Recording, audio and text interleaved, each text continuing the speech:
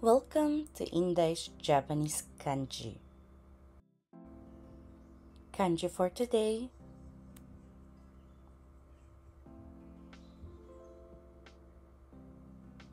Level N3. はい。では、行きましょう、Ineさん。Unahin po natin dito. Kaku. Kaku. Ano po ang kaku? Kanji ga nai to wakannai ka. Pwedeng kaku na magkamot. Pwedeng kaku na Sulat. So desu. Hai. Pero dahil sa baba po, meru o okuru po. So, ibig po sabihin, may kinalaman po siya sa pagme-mail. So, sulat po ang kaku dito. Hai. Kasi yung kaku po, meron pong ibang meaning na pagkamot. Hai. Kaku. Kayuy kara kaku. Makati kaya kakamot. Hai. Pero, iba po sila pong kanji po. Ano po? Hai. Nanode, koko no kaku wa pagsulat po. Hai. Dewa, tsugi. Tsugi ikimasu. Onegai shimasu. はい。1、いいですか？はい、どうぞ。いここだけで大丈夫ですよ。この感じ、メールを送る。はい、メールを送る。Ano po siya? Sending, padala po ng sulat. Hai, magpadala ng email po. Hai. Kasi yung meru po is email. Hai, dewa, そのまま行きましょう。Unang kanji po natin.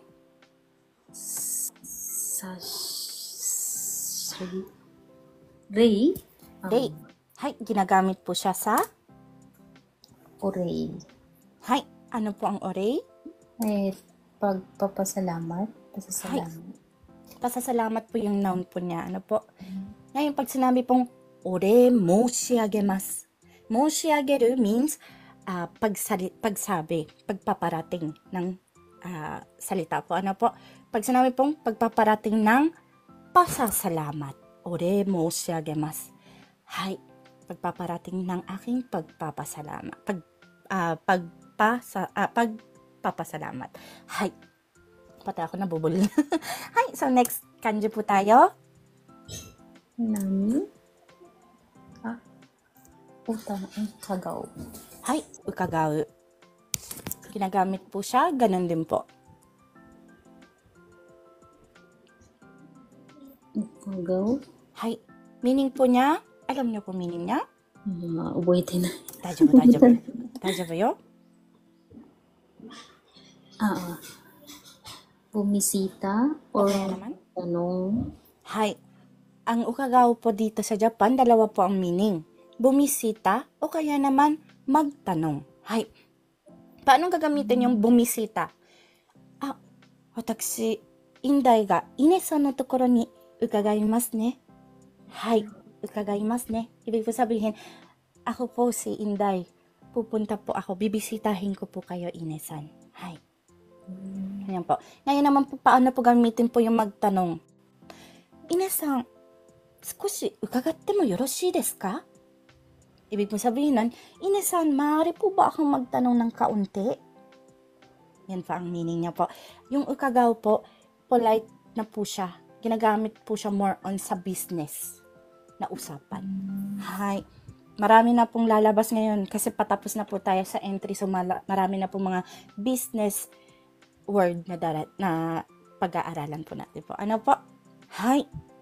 So, guys, ito pong ukagaw is songkei form ng keigo. Ibig po sabihin po ng songkei form, tayo pong, kung tayo pong mas nakakababa po ang magsasalita nito para sa mas nakatataas kaysa sa atin. Like client, like boss, o kaya naman sa ka-co-partner, sa ka-co-business partner po natin. Ano po? Diyan po siya ginagamit. Hai. ここまでですね。ネルさん、ありがとうございます。Ang bilis po. Tag-isa lang kasi siyang salita. Maraming salamat. Mata,後ほどよろしくお願いします。はい、では、次はエミネですね。エミネ, paanit po. Nandito po tayo sa pinaka-magaling yung kanji. Hai. Sorry. So desu, osoy desu. Maaari rin po siyang basahin na Hai, at 怒れる。はい。Yung Late. osoy, ano Mabagal. po siya? Okurigana po yung mga nandito po. Ano po? Hi. So, ito pong osoy, Ate Emi, saan po siya ginagamit? Like? No. Chikoku. Hi, ano pong meaning? Late. Hi. Yung late po dito is noun. Hindi ko po nalagyan. Noun po ang late na ito. Ano po? Hi. Usoy. Parating po siya. So, pag sinabi pong osoy, Late din. Mabagal.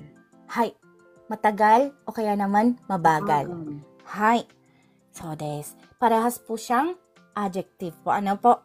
Pag sinabi pong matagal, Nagay. paano niyo po gagamitin pang matagal? Na osoy? Usoy. Opo? Wakaranay. Pag ginamit po yung osoy as matagal, ano? Ate Amy! Mo, chikoku shiteru yo. Osoy yo. Matagal, late ka na. Matagal ka. Late. So. Ngayon naman, pag gagamitin po siya as mabagal, Emi ne no, arukikata te osoy ne. Ibig ko sabihin po nun, ang daway niyo pong maglakad, Ate Emi, mabagal. Ganyan po siya ginagamit. Paano po? Osoy to. Osoy na matagal at osoy na mabagal po. Depende po sa sentence, magbabago po yung meaning niya po. Ano po magiging matagal, maaaring maging mabagal. Hi. Dewa, ginagamit din po siya sa? Okoreru. Hi. Pag sinabi pong okureru, Mahuhuli. Malilate. so des, mahuhuli o kaya naman sa generation po natin ngayon, puros ginagamit po natin is malilate. Hi, bihira na po yung nagsasabing, mahuhuli ako. Siguro sa mga drama. Ano po? Hi. Kore wa ne, kaigi ni okureru. Pag sinabi pong kaigi ni okureru means, mahuhuli Malilate. ako sa meeting. Meeting. Hi. Hi. Itong chikoku po, maaari po siyang gamitin. Gakko de chikoku o suru. Gakko de chikoku o suru. Chikoku suru. はい、malilate sa school.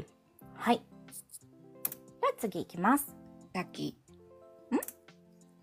Shichi. 質。 Sitsu. はい、質。はい、pero usually po, pinapaliit po yung, ito pong tsu, pag kinocombine na po siya sa ibang Setsurei. So des. 失礼。Dito, 質po talaga po ang basa. 失礼なsa Tagalog. Nina. Bastos. Bastos na. はい。例えば、 Setsurei. 失礼な人。ano po? Gapo. Gapo. Setsurei desu ga.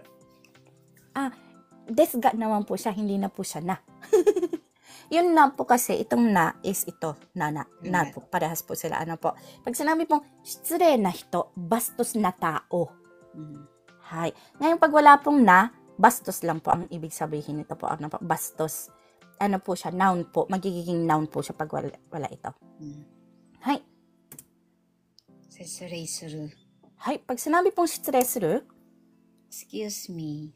o kaya naman, Makikiba.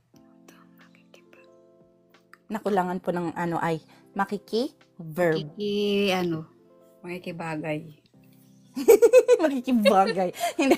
Nakakatawa naman ang niya, Ate Amy. So, pag sinabi po kasing makikiverb, ibig po sabihin, kapag makakasagabal po sa iba, for example, sa daanan po, may tao po doon, medyo, kumbaga kailangan yung dumaan sa gitna nila. So, sasabihin niyo po, 失礼します. Sasabihin niyo pong ganyan. Pero ibig po sabihin nun, makikiraan lang po ako. Makikijama ako. Makikisagabal po ako. Makikiraan. Ganyan po. Pero more on, excuse me po siya. Pag ginamit po, ano po? Excuse me. O kaya naman, 失礼する. Minsan po kasi sinasabi po, 失礼する. Pero ang ibig niya po sabihin, makikidaan. Ano po? Makikidaan. O kaya naman, makikiingay muna po. Kumbaga, nag-uusap sila, pero kailangan niya pong mag-ingay, magsigaw. So, 失礼する. Ay! Ganyan.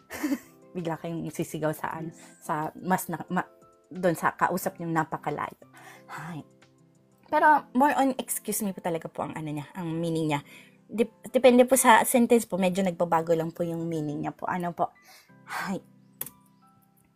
At, Pay. hay, pag sinabi pong sipay, Gaalala. Ay, kamalian. kamalian, noun po siya. Hay, ngayon, yung sipay po is suru form din po siya tulad po ng shitsure. Hay, pag ginawa po siyang suru form, sipay suru, saka pa lang po siya magiging verb. Ano po? Tulad nito pong shitsure, suru, verb po siya. Hay, kasi may suru na po siya eh. Yung suru po nagbibigay galaw sa salitang ito, sa noun na ito. Ano po? So, pag yung salita is suru form, ibig po sabihin ito ay isang noun. Hay, pag wala pa pong suru. So, pag sinabi pong sipay suru, ibig po sabihin, magkakamali. Ano po? Magkakamali. Hay. Ito po ay cut out from our free entry lesson class.